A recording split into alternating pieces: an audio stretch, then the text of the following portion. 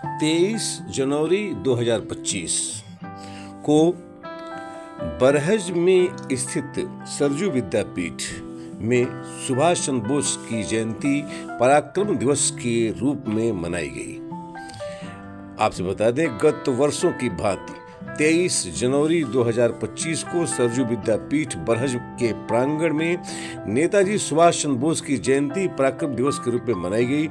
सर्वप्रथम नेताजी सुभाष चंद्र बोस एवं मां सरस्वती के चित्र पर सभाध्यक्ष आश्रम बरहज के पीठाधीश्वर माननीय आंजनेय दास जी महाराज और मुख्य अतिथि श्री बलभद्र त्रिपाठी जी एवं प्रधानाचार्य रमेश तिवारी अंजान, इन लोगों ने दीप प्रज्वलन कर माल्यार्पण किया और उसके बाद स्नेहा निषाद ने सरस्वती वंदना और भाव नृत्य प्रस्तुत किया।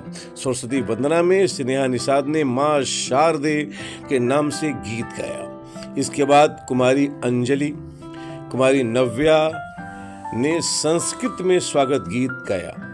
उस गीत के बोल थे, महनीय में धाविन त्वदीयम स्वागतम कुर्मः। अहम साहनी ने इंग्लिश स्पीच, सूफिया आकांक्षा आयुषी, उमंग कुमारी हेबा ने भारत की बेटी भाव नृत्य गीत प्रस्तुत किया। कुमारी दुर्गावती, काजल, अलका, श्रेया ने राष्ट्रीय गीत वतन याद रहेगा प्रस्तुत कर श्रोताओं को भाव विभोर कर दिया। कुमारी आराध्या, कुमारी माही ने श्याम चंदा है श्याम चकोरी गीत प्रस्तुत किया। हरिकेश, शुभम, प्रिंस, समर वर्मा, अंश केसरी देश प्रेम गीत ओ देश मेरे प्रस्तुत कर सबको भाव विह्वल किया। मुख्य अतिथि बलभद्र त्रिपाठी ने कहा कि नेताजी सुभाष चंद्र बोस देश के स्वतंत्रता के महानायक रहे। उन्होंने देशवासियों को जगाने का महान कार्य किया। सभाध्यक्ष आंजनेय दास जी महाराज, पीठाधीश्वर आश्रम बरहज ने कहा कि सुभाष चंद्र बोस महान क्रांतिकारी, राष्ट्रभक्त, स्वतंत्रता संग्राम के अग्रदूत थे। उनकी स्मृतियों को याद करने और जन जन में पहुंचाने की आवश्यकता है। रमेश्वर प्रसाद यादव ने अपनी कविता में प्रस्तुत किया, दूध के भतवा खियावेले माई। कार्यक्रम में रतन सोनकर, बाबूराम प्रजापति, रामश्रय यादव, राजाराम पांडे, अधिवक्ता रामजी यादव, अंजनी कुमार उपाध्याय ने नेताजी के व्यक्तित्व और कृतित्व पर प्रकाश डाला। कार्यक्रम में रामाजी तिवारी, सुमित्रा देवी, रमेश दुबे, रविकांत तिवारी, मुकुल उपाध्याय, जानवी वर्मा, सावित्री चौहान, ममता साहनी, शिवशंकर पत त्रिपाठी, डॉक्टर शंकर मिश्र, ऋतु विश्वकर्मा आदि उपस्थित रहे। कार्यक्रम का संचालन डॉक्टर रजनीश दीक्षित ने किया तथा प्रधानाचार्य रमेश तिवारी अंजान ने आभार व्यक्त किया। सरजू विद्यापीठ में अध्यक्ष और मुख्य अतिथि तथा डॉक्टर शंकर मिश्र जी के कहे हुए संदर्भों को हम आपके सामने प्रस्तुत कर रहे हैं संक्षिप्त रूप में। मेरे साथ मंच पर उपस्थित सभी विद्वानों का, शिक्षकों का और प्यारे बच्चों, मैं आप सबका स्वागत वंदन नमन करता हूँ। नेताजी सुभाष चंद्र बोस के इस पावन जयंती पर आज पूरा राष्ट्र उन्हें अपनी श्रद्धांजलि अर्पित कर रहा है।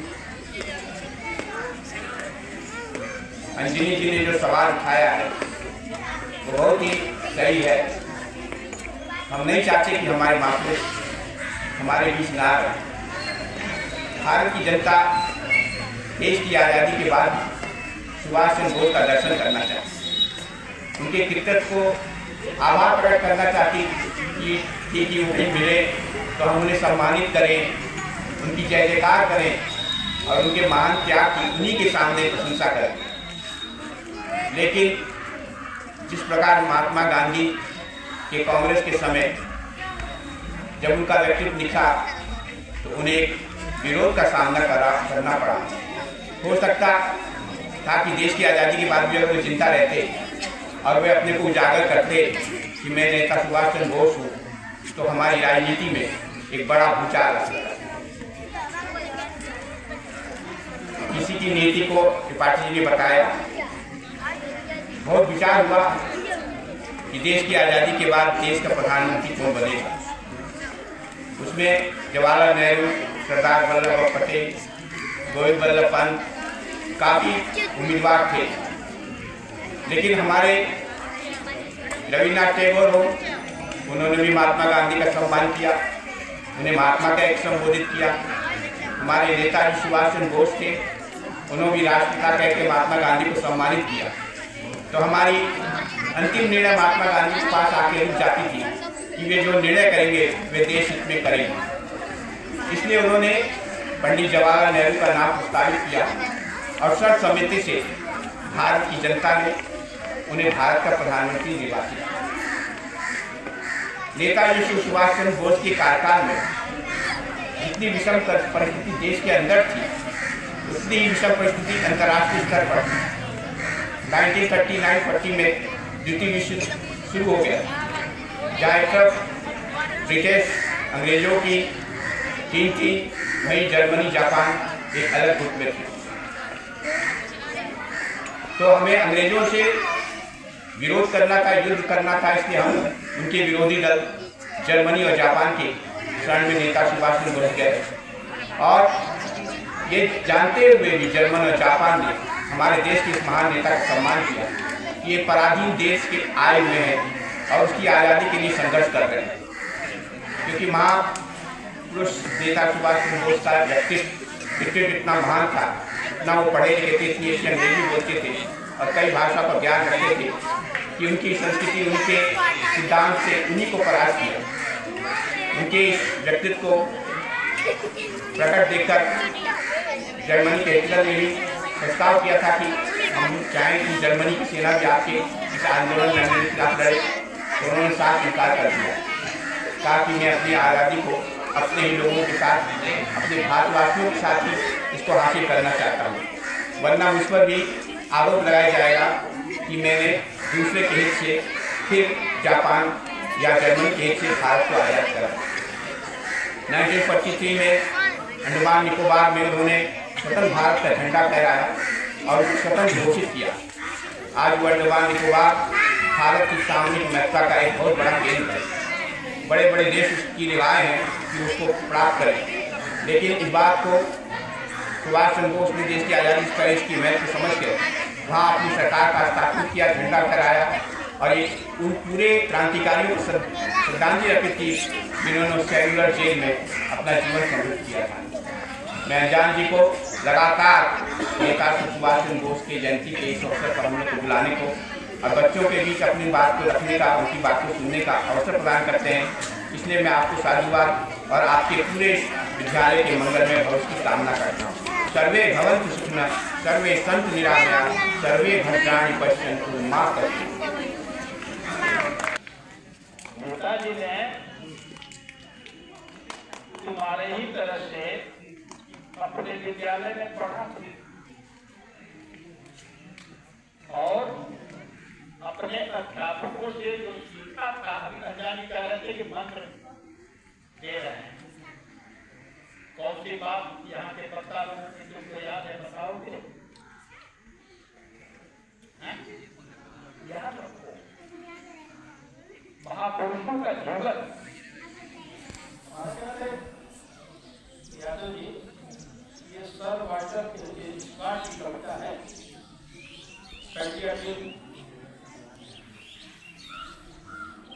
सर वाटर स्कॉट की कविता संभवता है।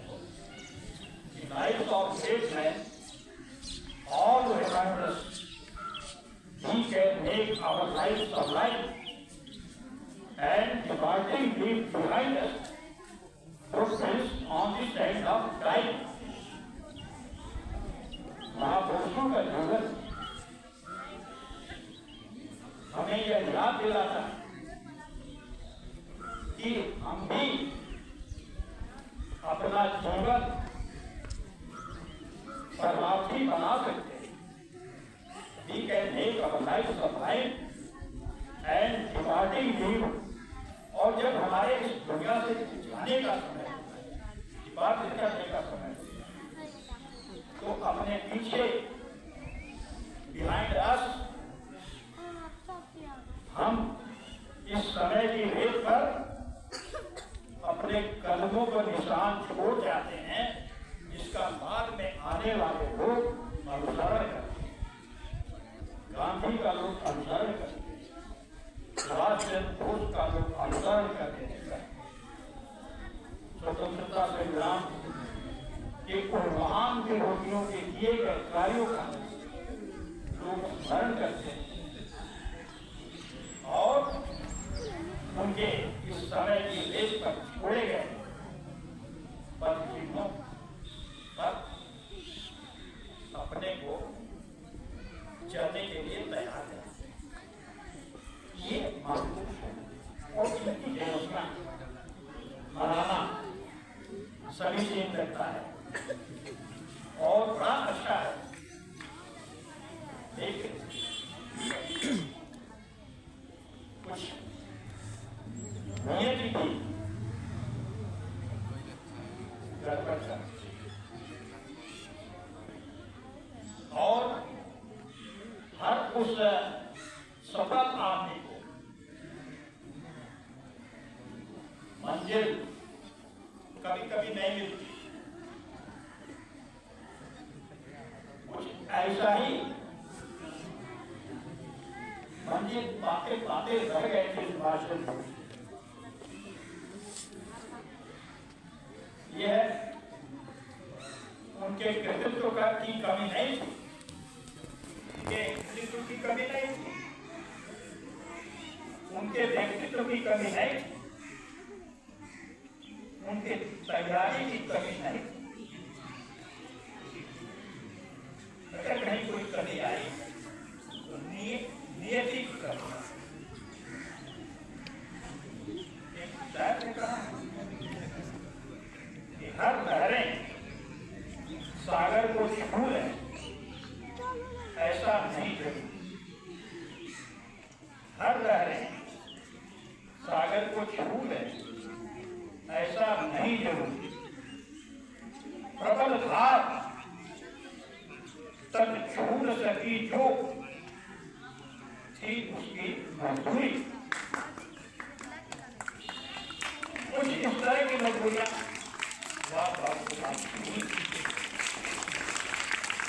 आपकी प्रवृत्ति तक आते कुछ नियति ने साफ नहीं किया, वरना आज इस देश का इतिहास और ऐसे महान विभूति के जन्मदिन के अवसर पर हम आप आज उस महामना को याद कर रहे हैं। समय बहुत हो गया है, इस अवसर पर उस महामना के चरणों में अपना श्रद्धा समर्पित करते हुए और आप सबको इस आयोजन के लिए धन्यवाद देते हुए मैं अपनी बात समाप्त करता हूँ। जय। नाम सुभाष चंद्र बोस था भारत माँ का रोष। नाम सुभाष चंद्र बोस था भारत माँ का रोष। निश्चल निस्वार्थ दिखा महाभारत सा पार्थ। वह करुणा का सागर दिव्य ज्योति सा आगर। तुम मुझे खून दो मैं तुझे आज़ादी दूंगा, था उसका उद्घोष। नाम सुभाष चंद्र बोस। हाथों और पाँवों में गुलामी की बेड़िए, मांस नोचते असहायों के उन ब्रिटिश के भेड़िए। देख दुर्दशा भारत माँ की था दिल में आक्रोश। नाम सुभाष चंद्र बोस। बहुत बढ़िया, बहुत बढ़िया। धीर वीर गंभीर रण में बना वो ज्वाला। धीर वीर गंभीर रण में बना वो ज्वाला। अंग्रेजों के मुख पर लगाया हिंदुस्तानी ताला। रण में बना वो ज्वाला, अंग्रेजों के मुख पर लगाया हिंदुस्तानी ताला। जय हिंद का नारा उसका, जय हिंद का नारा उसका हुआ बुलंद इस जग में। ओजस्वी भाषणों से उसके दौड़ा था खून रग रग में। सर नहीं झुकाया अंग्रेजों के सम्मुख, सर नहीं झुकाया अंग्रेजों के सम्मुख। सर भारत माँ पर दिया परोस। नाम सुभाष चंद्र बोस, नाम सुभाष चंद्र बोस।